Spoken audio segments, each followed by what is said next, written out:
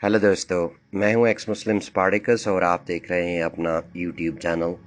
दोस्तों, कुरान और इस्लाम के मिशन को एक्सपोज करने में मुझे आपकी सपोर्ट की बहुत ज़्यादा ज़रूरत है। ये सपोर्ट आप मुझे पेट्रियन के ज़रिए और पेपाल के ज़रिए कर सकते हैं। पेट्रियन और पेपाल के लिंक्स आपको पिन कमेंट में और डिस्क्रिप्शन बॉक्स में मिल जाएंगे। शुरू करते हैं आज की वीडियो। और आज की वीडियो का टॉपिक है मुसलमानों की तरफ से किया जाने वाला एक झूठा दावा कि मोहम्मद जो थे वो तमाम जहानों के लिए रहमत बनकर आए थे और उन्होंने जंग के दौरान बूढ़ों को, बच्चों को और औरतों को कत्ल ना करने का हुक्म दिया था, बल्कि उन्हें बख्श देने का हुक्म दिया था। इस दावे में कितनी सच्चाई है, इस सच्चाई को आज हदीस और इस्लामी रवायात की रोशनी में देखते हैं। दुश्मन के बूढ़े अफराद जिनका जंग में कोई किरदार भी नहीं होता था, मोहम्मद ने उनके कत्ल का हुक्म दिया, क्योंकि ये बूढ़े लोग बतौर गुलाम फायदा नहीं दे सकते थे, ना ही वो बतौर गुलाम काम काज या खिदमत कर सकते थे, और ना ही उन्हें बेचकर मोहम्मद को पैसा मिलता। इसलिए मोहम्मद ने ऐसे तमाम बूढ़े लोगों के कत्ल का हुक्म दिया। सनन तिरमिज़ी किताबुल असीर में हज़रत समरा बिन जुंदब बयान करते हैं कि रसूलुल्लाह सल्लल्लाहु अलैहि वसल्लम ने इरशाद फरमाया, मुशरिकीन के उम्र रसीदा यानी बूढ़े लोगों को कत्ल कर दो, अलबत्ता इनके नाबालिग बच्चों को जिंदा रहने दो। इस रिवायत के अरबी लफ्ज़ शरख का मतलब वो बच्चे जिनके ज़ेरे नाफ बाल यानी प्यूबिक हेयर्स बाल ना उगे हों। ये रवायत कई तरीकों से नकल हुई है और सही है। इमाम तिरमिज़ी ने इस हदीस को हसन सही गरीब लिखा है और कहा है कि यही हदीस हज्जाज ने कतादा से भी रिवायत की है। मुसलमान प्रोपेगेंडा करते हैं कि पैगंबर ने औरतों के कत्ल से मना फरमाया है, मगर ये भी आधा सच है। सच्चाई ये है कि पैगंबर ने तमाम कैदी औरतों का माल और जेवर लूट लेने का हुक्म दिया था और उन्हें सेक्स सर्विस और दीगर खिदमात के लिए बांदियां बनाने का हुक्म दिया था। जब एक मुसलमान बांदी का रेप करते करते दिल भर जाता था तो अपने भाई को हब्बा यानी तोहफा कर देता था। जब तमाम भाई एक एक करके फारिग हो जाते तो इन कैदी औरतों को नए मालिक को बेच दिया जाता था ताकि वो भी रेप करके अपनी जिनसी हवस पूरी कर सके। मुसलमान दावा करते हैं कि पैगंबर ने बच्चों के कत्ल से मना किया है, मगर ये दावा भी दुरुस्त नहीं है। 12 साल की उम्र के वो बच्चे जिनके प्यूबिक हेयर्स नहीं आए, उन्हें ज़बह कर डालना रसूल की सुन्नत है। आपने बनु कुरैज़ा के साथ ये सुन्नत अदा की थी, जहां तमाम कैदी मर्दों के साथ साथ ऐसे तमाम 12 से 14 साल के बच्चों को भी ज़बह कर दिया गया था और फरमाया था कि जिनके ज़ेरे नाफ बाल निकल आए हैं उनको ज़बह कर दो। तालिबान ने पेशावर स्कूल में हमले के वक़्त अपने नबी की सुन्नत पर चलते हुए 12-12 साल के बच्चों का कत्ल किया था और वाज़े तौर पर बयान दिया था कि वो हजूर की बनु कुरैज़ा वाली सुन्नत को जिंदा कर रहे हैं।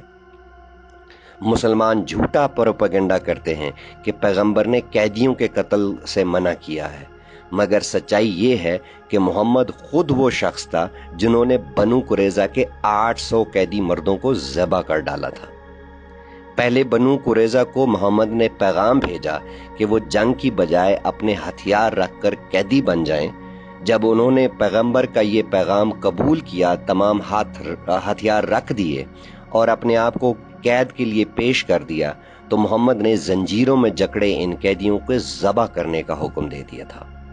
सही बुखारी किताबुल अतक और सही मुस्लिम किताबुल जहाद में इब्ने औन कहते हैं कि उन्होंने नाफे को लिखा कि क्या ये ज़रूरी है कि कुफार पर हमला करते वक्त उन्हें इस्लाम की पहले दावत दी जाए।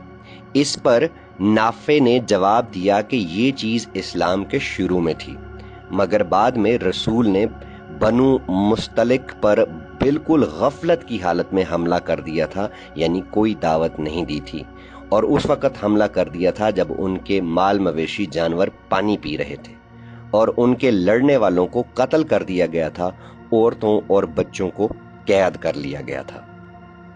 मुसलमान आज वावेला करते नजर आते हैं कि तालिबान के दहशतगर्दों पर ड्रोन हमलों में उनके मासूम बच्चे और औरतें भी मारी जाती हैं, लेकिन ये खुद नबी की अपनी सुन्नत है, जहां पैगंबर ने बगैर औरतों और बच्चों के मासूम खून की परवाह किए हमले का हुक्म देते हुए ये कहा था कि ये औरतें और बच्चे मारी भी जाएं तो क्या है, ये तो उन्हीं दुश्मनों में से हैं। सही बुखारी किताबुल जहाद में साब बिन जसामा कहते हैं कि मोहम्मद का अबू यवदान के मकाम पर मेरे पास से गुजर हुआ तो आपने उन मुशरिकों के बच्चों और औरतों के बारे में पूछा जो रात को अपने घरों में सोए हुए थे और सोए हुए कत्ल कर दिए गए थे। अब रह गई बात आगे जजिया की। जजिया अदा करने का हुक्म भी सिर्फ अहले किताब के लिए है, यानी यहूद और नसारा और मजूसियों के लिए, जबकि काफरों के लिए सिरे से कोई जजिया ही नहीं, बल्कि तलवारें उनकी गर्दनों पर रख दी जाती हैं और कहा जाता है कि या तो इस्लाम कबूल कर लो या तुम्हारी गर्दनें उतार दी जाएंगी। जजिया अदा करने का सिर्फ अहले किताब को था, जिसमें यहूदी, मजूसी और ईसाई शामिल थे। इन तीनों ग्रोहों को शरीयत ने अख्तियार दिया है कि या तो वो इस्लाम कबूल कर लें या फिर जलील होकर जजिया देना कबूल करें।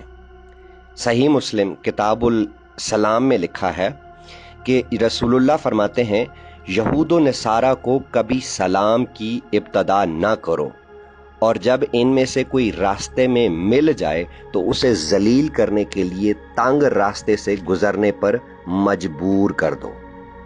अहले जजिया की मजीद तहजीक, इंसल्ट और तहकीर इस तरीके से की गई है कि उन्हें मजबूर किया जाएगा कि वह अपने सर के अगले हिस्से को, बालों को मुंडवा कर रखें।